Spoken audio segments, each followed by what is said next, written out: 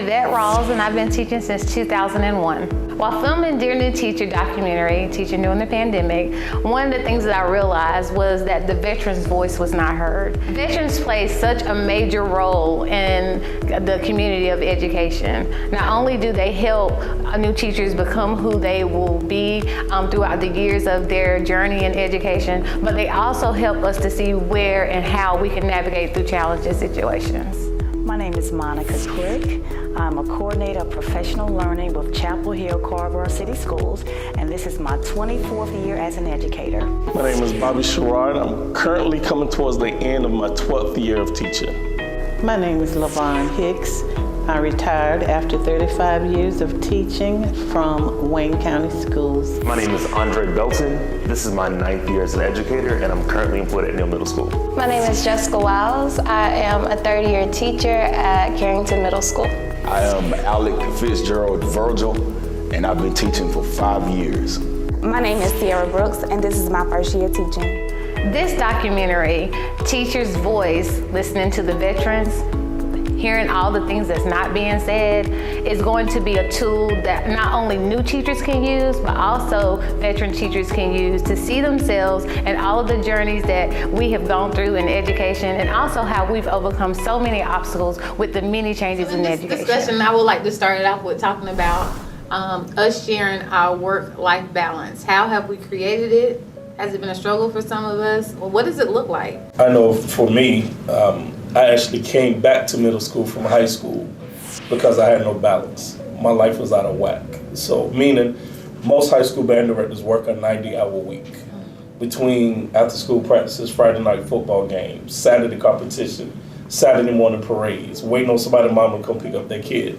So I thought I was burnt out from the out of balance life. Getting home at 10 o'clock at night, little family time, getting back up in the morning, doing it all over again. So it was a struggle. That's why I came back to middle school. I know for me, I was taught by my intern teacher not to take the homework home with you. Even if it meant staying late, don't take it home. And so I did that from day one. I tried my best not to take my work home with me. As for me, especially being a new teacher, work is work. I don't care if I have the grade papers late or not, but that's not happening. At 2:45, Ms. Brooks is backing out the parking lot, okay? I let them know that the big B in Ms. Brooks stand for backing out. I'm burning the road up. That is me. 2:45 is my cutoff time. I didn't start taking days off until Neal working with you. No, for real. I really mean that. And I always felt so guilty, you know? And I don't know about y'all, but my first school, elementary school, they created a culture where it was frowned upon to take days off. If you were sick, show up sick. Show up like vomiting, all of the things. Seriously. And when I didn't, they shunned me. And I'm just like, oh, this is not where I need to be. And it wasn't until I met you where you're like, take care of you. I said, ooh, that's the permission I needed. So that is when I started creating that work-life balance. Even as a principal, I would tell my teachers the same thing. Take care of you. Because they will be, like you said, afraid, having to go home and having to take care of some family matters. But I always told them, you come first. All administrators don't feel that way, but I do. I am all about family. You do need it because, if you don't take care of you, what can you give to your students? Exactly. It's hard to step away when you fell in love and you fell in love with teaching and the kids, how they show enthusiasm to learn. And I know for me, I'll go home and I'll start having ideas about things that I could do, tomorrow and what I could have done. And so I reflect, and then here I am, find myself back at the computer or doing something else. And it makes it tough because I love the job itself. I love it. And I have to remember, Alec, you have to take some time to go and do something else that does not involve teaching. You have to go and work out or call someone and be social for a little while or something. And it's so easy to just fall into an imbalanced place when it comes to teaching. What's the missing link? Time. We are bombarded with something from the moment we get there to meetings during that time when we're supposed to be planning. It's called planning time. It should be called meeting time. Because I don't know about y'all, but this week, on a 4-day school week, we have 3 meetings during planning. And then on the last day, that's not an admin called meeting, I have my POC. I don't have time to just be, let alone do grades during the day or use the restroom even. Someone said if there was an Olympic sport for teachers, it would be how quickly we can go to the bathroom and get back to our class in between classes. Because that's frustration, right? When you realize, wow, this is my 3rd class of the day and I still ain't been to the bathroom yet. I still haven't taken a break. Because when we had our planning, we were having meetings. And the meeting lasts for 45, 50 minutes. Now you barely have time to take any for yourself personally. Yeah. Right? And so that is a frustration for me because I'm like, when can I get the chance to use the restroom? And the restroom is actually right across from my classroom. And we still have to figure it out. It's an Olympic sport, I tell you. As a beginner teacher, I want to put a little twist on it because I hear you guys saying, oh, I was that yes person. I'm not at all.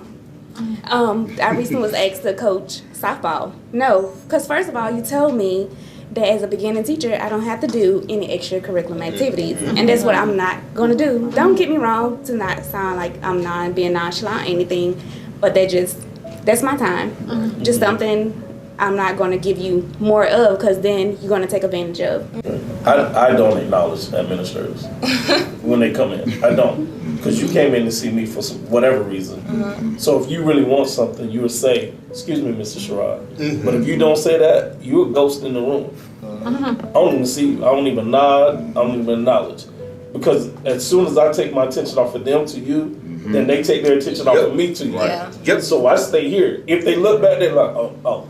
And then they stay right here. So not a sign of disrespect, but as a sign of, at that point, that's my house. You came to my house. And that's what you should do when they come in, because I can look at it from the standpoint of an administrator, and I try to be non-intrusive. I'm tipping in, I'm quiet, I'm going to that corner, and I'm doing what I need to do, and I tip out. So you're doing the correct thing. Don't stop what you're doing. Don't ask them, because if they, like you said, if they need something from you, they'll let you know. But most of the time, they're going to come in for observation. And like you said, I always kept my door open. I was at a low performance school. I taught at Southern High School. So it was not unusual for me to have 4 or 5 people in my classroom at one time. But I went right on what I was doing. I do what I do. I don't switch it up, because your students will know you switching it up and playing a dog and pony show, and they will call you. They're like, we never done that. That's not what we did yesterday. So that's right. Do what you do. Just do what you do. How is racism affecting not only our babies as us as educators? We see both sides, us as teachers. How are we dealing with that? 2 things. All right, one is, even as an adult, and it is cold outside, and I come into the building, I don't immediately want to take my hood off or my hat because it's chilly willy, and the school is probably chilly as well, right? And so I want to keep it on for a few minutes, let me get warmed up. You don't know my situation, and so you want to tell me to take my hood off immediately, or you want to tell me to take my hat off? I'm not distracting anyone. And I also understand that if we're in the hallways and there may be an incident or something, you need to be able to identify whomever it is on the cameras, so you don't want her to have on the hood. Now, the second thing is, I think it promotes a negative dynamic in the school atmosphere when the administrators seem like the only thing that they're saying to the child is, take your hood off, take your hat off. You don't have anything else positive to say? No poor attitude or anything like that. You know what I'm saying?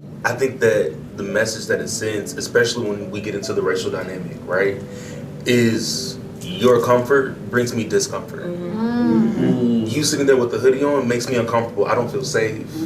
I don't feel like you're doing what you're supposed to be doing. Irrespective of what you're doing, what your grades are, who you are as a person, I haven't taken the time as an administrator in some cases to get to know that. But I see you in this hoodie, so that's something I can attack because that makes me uncomfortable. Right.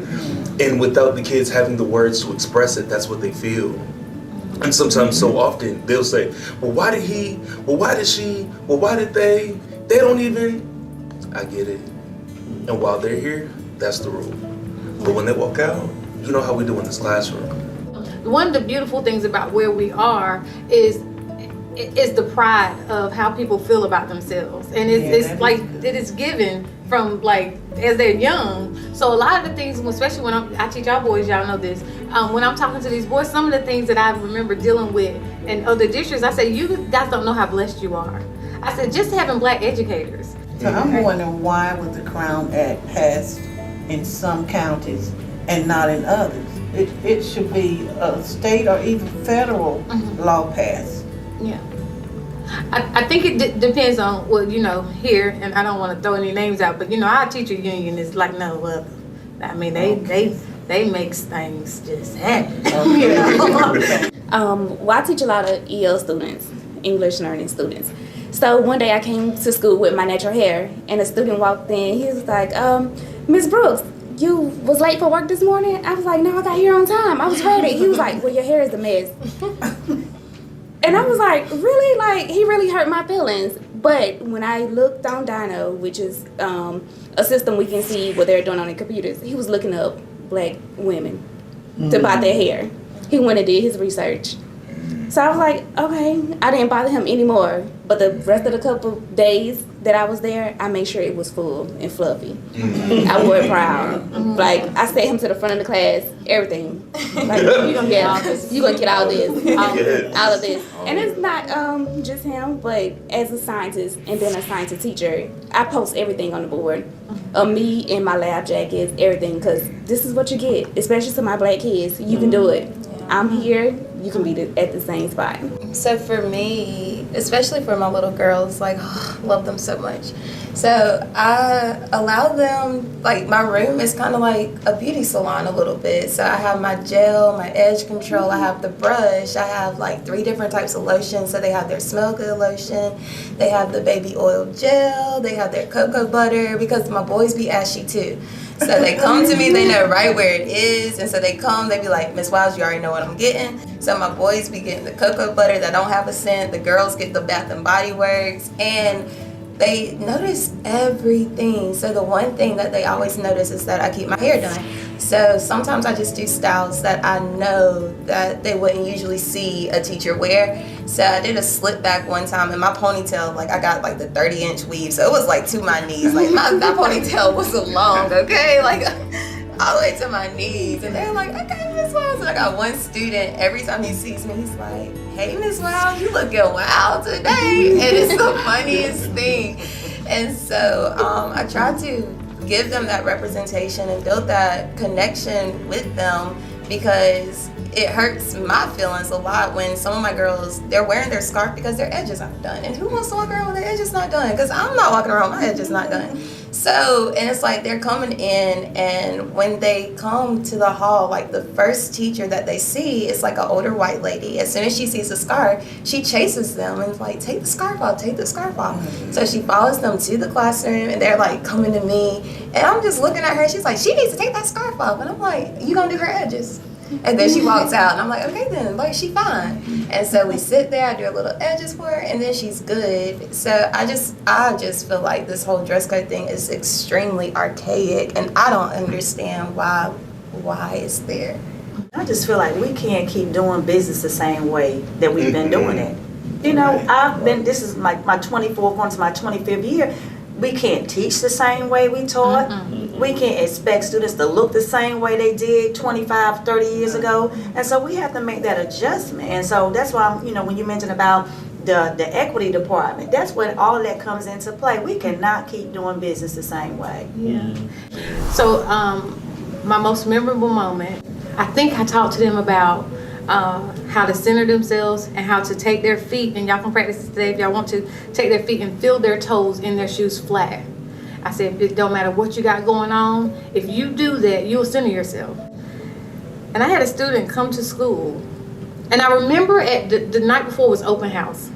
The last time I saw this child's mom, he was saying, whatever you need. And I remember the night before I said, his mom did not show up to open house. He came to me just as flat-footed, just as calm, and he said, Ms. Rawls, I'm practicing your exercise. And I remember seeing his hands like a little shaky, but I didn't know, and I was just like, are you okay? He said, I need to talk to the counselor. Is that option still available? And I said, yes. I said, well, what's wrong? Thinking like, you know, you think it's gonna be something like I need some change of schedule, things like that. And he said, my mama died last night. And I said, at first I was just so shocked. I didn't know what, I didn't know how. I was just like, how are you standing here in class?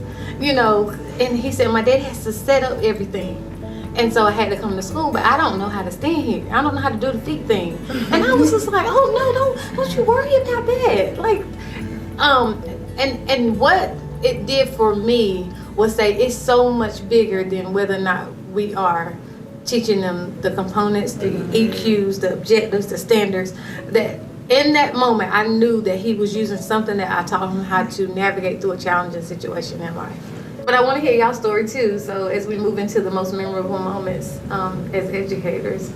But the most outstanding one for me was the 1 year that the National Music Educators Conference had a competition, and the competition was the school that could not raise the most money, the school that would have the most percentage of their students to give, they would get some kind of award, and it was to help to feed the hungry, and it was a Feed the Hungry project. So I don't know why, but I decided to use, at that time we had TV that we could go on in the morning time. I went on TV, sort of like Jerry Lewis, and I would encourage everyone to give. I said, doesn't matter how much it is if you don't have but a penny. And then it was only a week competition. So on that Thursday, I don't know what hit me, but I said, if our school wins, I will sing the national anthem from the rooftop. I'm thinking, little Mount Olive, that'll never happen. The principal looked at me like, we haven't discussed that. So, believe it or not, students started bringing their piggy banks. The cafeteria got involved. The bus drivers got involved. The office staff, everybody. And I'm almost tearing up now. And the school contributed. And we raised maybe $1,400 that week. We sent our money in, and I kid you not, I got a phone call from National, and the lady said, I hope you're ready to sing from the roof. And I said, you gotta be kidding. Y'all, guess what? To do that, the whole community had to get involved. The way the school is built was sort of at an angle, so they had to get the city to donate this kind of bucket thing that would raise me up to roof level. You went to the rooftop. They had, the principal said, I hope you're ready with your speech. I said, speech? They closed school down that day. All the children assembled out on the yard. The mayor was there, the Board of Education was there, and I had to give a thank you to everybody.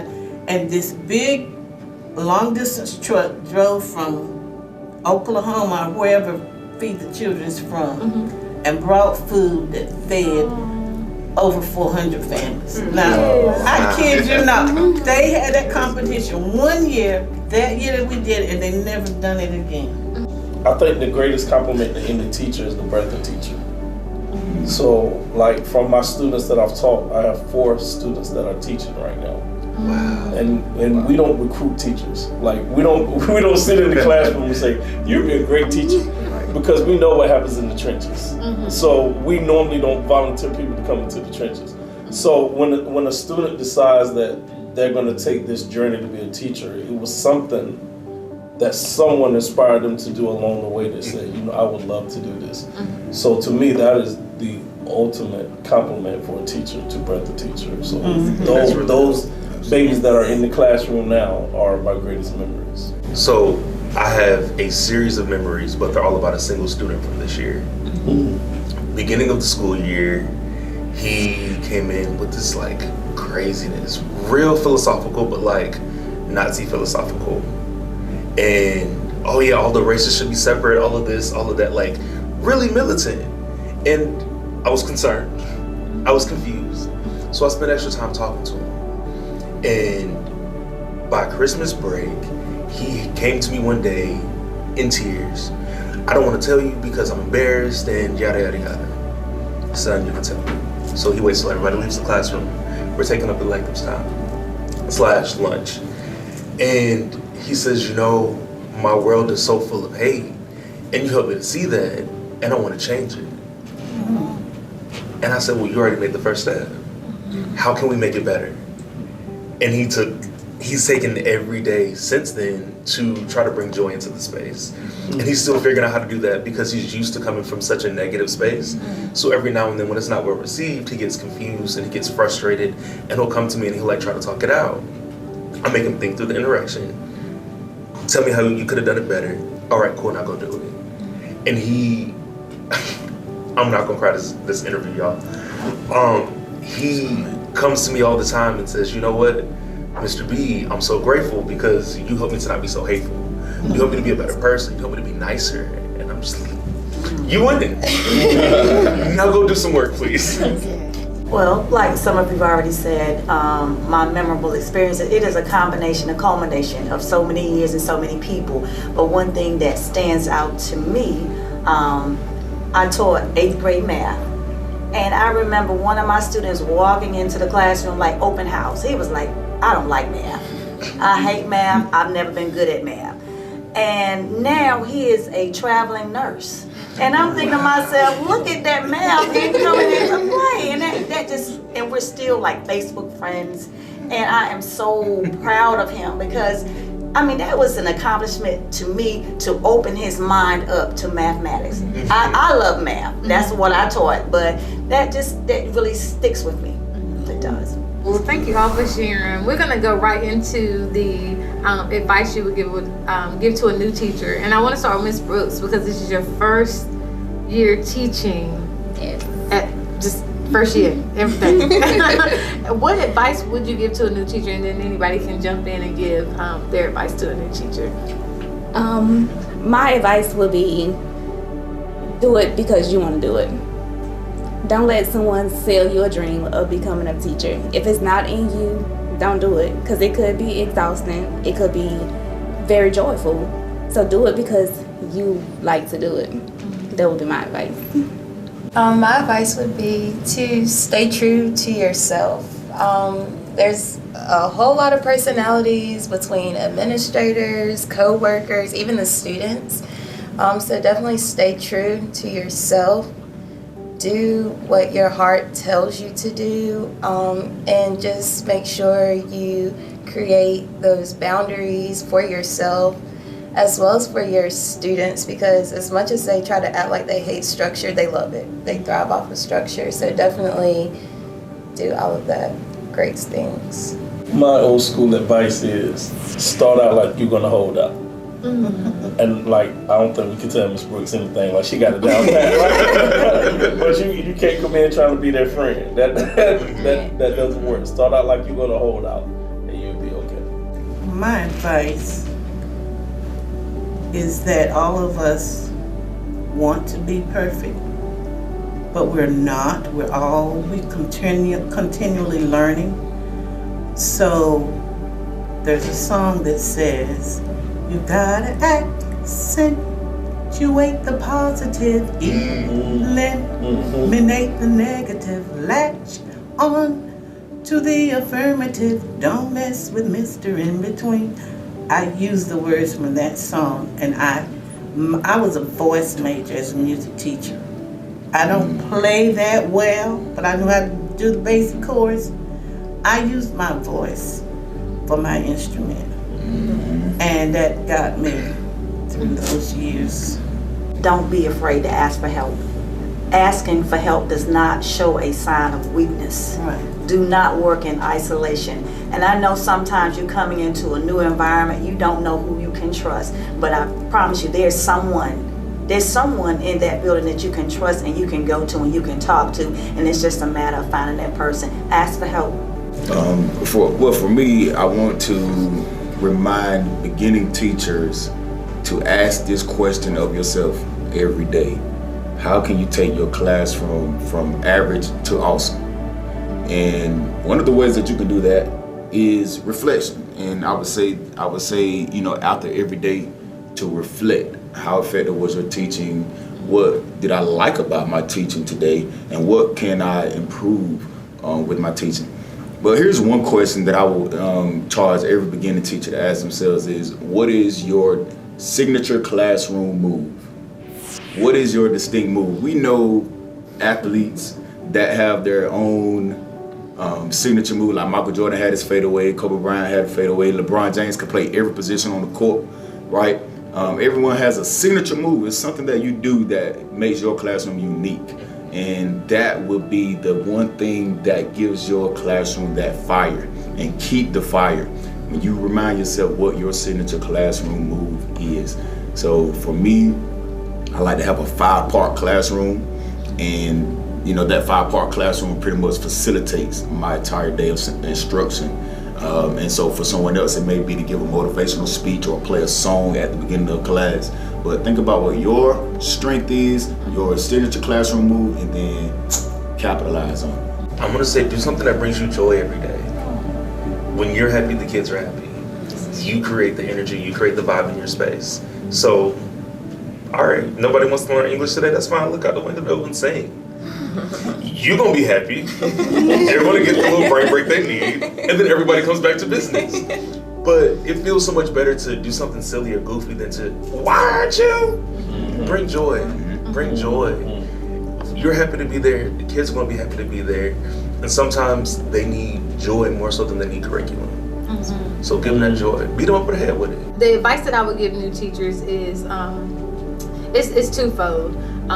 One is to always, and I think someone might have said it, always be true to yourself. In that, understand accountability. Accountability plays such a major role in how the climate and culture is going to be in your classroom, but also in how you hold and maintain yourself. It helps you sustain so many different areas of your life. Once you understand that accountability is trifold, a three-way street: the student, the parent, and yourself. Hold yourself accountable, hold your students accountable, hold those parents accountable. And when you hold everybody accountable, everybody knows their role, and you're able to end up with a result that everybody is able to be their best version. And also doing that in love, right? But that accountability is gonna come from you when you truly know who you are. And when you know who you are, you can't help but vibe high. And everything you do it comes from a place of love, and you're just happy. I don't care if it, and Lord knows I have them. The craziest days ever, I still can be like, well, and I have done it. I'm still gonna love you today. So I need you to go somewhere and sit down so I can love you the right way, And I say it and I mean it. But I think, what's in you is always what comes out. And so that accountability piece is major when becoming a teacher and staying and sustaining as a teacher. But for real, I want to thank all of you, just to give you a heartfelt thanks from my heart, my voice, so you can hear it, for you to come in, your time, sharing your voices, your experiences. I know this is going to be healing and help so many educators. So I just wanted to come as we're coming to an end and closing, this session, to thank the veteran teachers that took time out today to come and pour into us and also give your words of wisdom. We would not be here if it was not for you guys. And I just want to thank you, Mr. Sherard and Miss Hicks and Miss Click, for just coming and sharing your words of wisdom. And to my new teachers and fairly new teachers, Miss Brooks, you out here doing it. You are the role model for all the new teachers. Miss Wiles, none of this, I give her credit, and I will continue to give you credit. None of the things would have happened if it was not for Miss Wiles planting that seed in 2017, 17. Mr. Virgil, from the first time I met you, your voice, not only does it have power and a force behind it, but your voice has so much value when you speak. And I thank you, and Mr. Belton, with your genuineness and your sincere heart. Thank you. I thank you. I know you thank me a lot, but I thank you. Because you never know what somebody needs, and you are always there at the right time, and I appreciate you for it. Great. Yes.